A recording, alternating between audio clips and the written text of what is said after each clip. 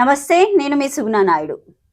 Andhra Pradesh CM Jaganmohan రెడ్డికి జనసేన అధినేత పవన్ కళ్యాణ్ ఒక లేఖ రాశారు. అయితే ఆ లేఖలో అనేక అంశాలను పేర్కొన్నారు. తనపై విమర్శలు చేయకుండా తను రాసిన లేఖలో సలహాల్ని పాటిస్తారంటూ ఆశిస్తున్నట్లు తెలిపారు. అయితే జనసేన అధినేత పవన్ కళ్యాణ్ రాసిన లేఖ గురించి మనతో మాట్లాడడానికి ప్రముఖ రాజకీయ విశ్లేషకులు దేవేందర్ చందాపురం ఉన్నారు. సార్ నమస్తే. నమస్కారం మేడం. సార్, జనసేన అధినేత పవన్ కళ్యాణ్ జగన్మోహన్ రెడ్డికి ఒక లేఖ రాశారు. ఆ లేఖలో అనేక అంశాలను పేర్కొన్నారు. ఏవై ఉంటాయంటారు ఆ అంశాలు? జనసేన నాయకుడు ఎవరైతున్నారో పవన్ కళ్యాణ్ గారు ప్రతిపక్షంలో ఉన్నప్పుడు రాష్ట్ర ప్రభుత్వాన్ని ఒక సామాజిక వర్గం నుంచి కానీ ఒక సమాజంలో ఉన్న భారత రాజ్యాంగంలో ఉన్న ఒక పౌరునిగా ఒక హక్కుగా మర్యాదపూర్వకంగా ప్రతిపక్షంలో ఉన్నని మీరు జగన్మోహన్ రెడ్డి గారికి అడగడం అనేది ఆ లేఖలో మనకు స్పష్టంగా మనకు అనేది కనబడుతుంది. అక్కడ అంశాలు ఏమిటి అంటే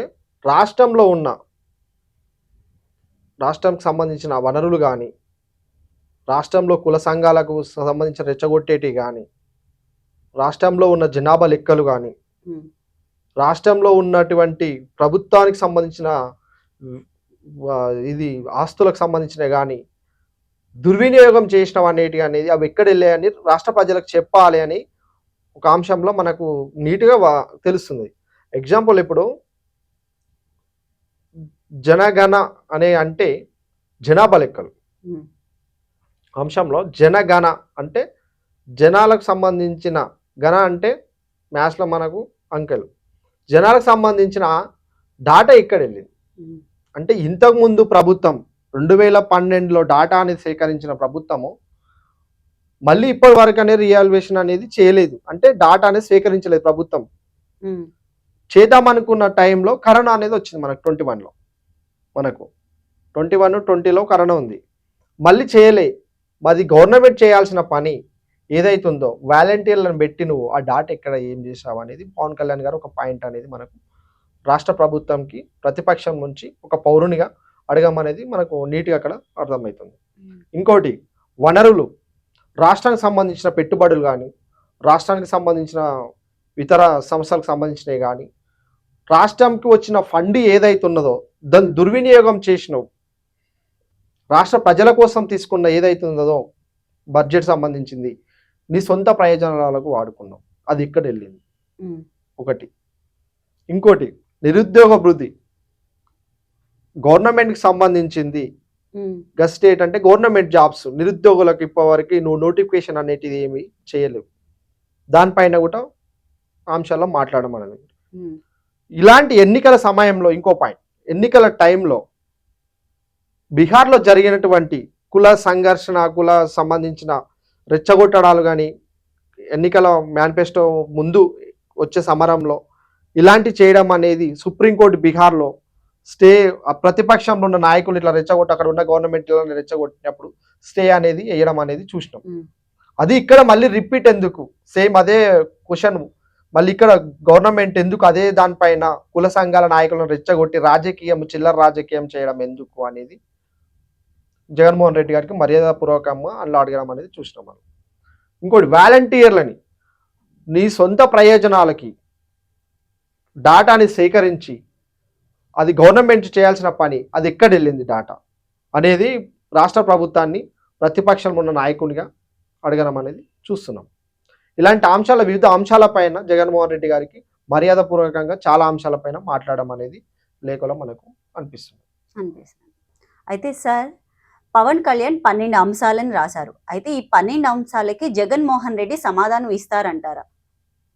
ఇప్పుడు రాష్ట్ర ప్రభుత్వము ఏదైతున్నదో ఈ 4.5 సంవత్సరాల నుంచి కేంద్రం నుంచి ఎంత బడ్జెట్ తెచ్చిర్రు, రాష్ట్ర ప్రభుత్వం బడ్జెట్ ఎంత ఉంది, ఎన్నికల ముంగట ఏదైతే నువ్వు అనుకున్నావో గవర్నమెంట్ జగన్మోహన్ రెడ్డి గారిని అడుగుతున్న ప్రశ్న పవన్ కళ్యాణ్ గారు, ఎన్నికల ముందు కేంద్రం నుంచి నువ్వు సపరేటు క్యాబినెట్కి సంబంధించింది కానీ ఏదైనా బడ్జెట్ గురించి కానీ ప్రత్యేక హోదా అనేది 3 రాజధానులు చేస్తామనేదాన్ని, ఒక రాజధాని అనేది చంద్రబాబు నాయుడు గారు ఉన్నప్పుడు అనేది మనకు ప్రతిపాదించడం అనేది చూసాం. 3 రాజధానుల విషయంలో కానీ ఈ బడ్జెట్ అంతా ప్రజలకు సంబంధించిన బడ్జెట్ ఎక్కడ తీసుకెళ్ళాం అనేది ఒకటి రాష్ట్ర బడ్జెట్ పైన ఒక అంశం. ఇంకోటి అక్కడ ఉన్న వనరులని దుర్వినియోగం, అంటే నీ సొంత ప్రయోజనాలకు, అంటే నువ్వు ఒక విద్యా వ్యవస్థ కానీ, ఒక మెడికల్ డిపార్ట్మెంట్కి సంబంధించిన వ్యవస్థ కానీ, ఒక పోలీస్ శాఖకు సంబంధించిన కానీ, ఇవి చాలా ఇంపార్టెంట్. మెయిన్ ఇప్పుడున్న జనరేషన్లో ఒక గవర్నమెంట్ అనేది లీడింగ్లో ఉన్నప్పుడు దాన్ని దుర్వినియోగం చేస్తున్నావు. రాష్ట్ర ప్రభుత్వాల ప్రజలకు దగ్గరలో లేకుండా తన సొంత ప్రయోజనాలకు వాడుకుంటున్నాడు. అట్లా కాకుండా స్కామ్లు అనేటివి మనం చూస్తున్నాం. స్టీల్ ఫ్యాక్టరీకి సంబంధించిన కానీ అలాంటివి చేసినప్పుడు ఈ అంశాలపైన రెచ్చగొట్టొద్దు అని చెప్పి అంశంలో మాట్లాడినట్టు అనిపిస్తుంది. సార్ అలాగే చూసుకున్నట్టయితే ఈ పవన్ కళ్యాణ్ రాసిన ఈ 12 అంశాలని జగన్మోహన్ రెడ్డి పాటిస్తే ఆంధ్రప్రదేశ్ ప్రజల ముఖ చిత్రం ఎలా ఉంటుందంటారు? అసలు పవన్ కళ్యాణ్ గారు అడిగిన క్వశ్చన్ దానిపైన జగన్మోహన్ రెడ్డి గారు స్పందిస్తే మాత్రము శ్వేతాపత్రం అనేది రిలీజ్ చేయమని చెప్పి రిక్వెస్ట్ పెట్టాడంలో. ఒక సామాన్యుడిగా ఒక ఓటు బ్యాంకుకి సంబంధించిన కానీ ఒక ప్రజాస్వామ్యంలో ఉంటుంది కాబట్టి ఒక క్రమబద్ధకంగా అడగడం అనేది చూసినాం. అది ఒకవేళ జగన్మోహన్ రెడ్డి గారు దీనిపైన టాపిక్ పైన మర్యాదపూర్వకంగా కానీ ఎక్స్ప్లెనేషన్ అనేది ఇస్తే మాత్రం రాష్ట్రంలో ఉన్న ఏవైతే అపోహలు అనేటి ప్రజల్లో మార్పు అనేది ఖచ్చితంగా పవన్ కళ్యాణ్ గారు తీసుకొచ్చినట్టు అనేది మనకు రాష్ట్రం పైన ఎఫెక్ట్ అనేది చూపిస్తాం. అంటే ప్రజాస్వామ్యంలో న్యాయపరంగానే అడగడానికి ఇంకా సమాజ హక్కులు ఇంకా విలువలు అనేటివి ఉన్నాయి అనేది మనకు పవన్ కళ్యాణ్ గారితో మనకు స్పష్టం అయిపోతుంది రాష్ట్ర ప్రజల్లో ఉన్న అందరికీ.